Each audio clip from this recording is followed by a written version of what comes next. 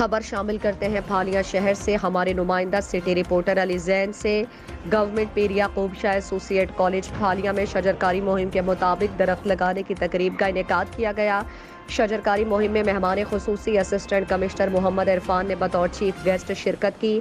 Assistant commissioner Muhammad Irfan Hanjra نے محکمہ جنگلات کے ملازمین، college professor Muhammad Tanzeen, health and physical education کے پروفیسر محمد ظفر صاحب کے ہمراہ اپنے ہاتھوں سے کالج کے لان میں درخت لگائے۔ درخت لگانے کی اس تقریب میں کالج کے تمام طالب علموں نے کثیر تعداد میں شرکت کی اور درخت لگائے۔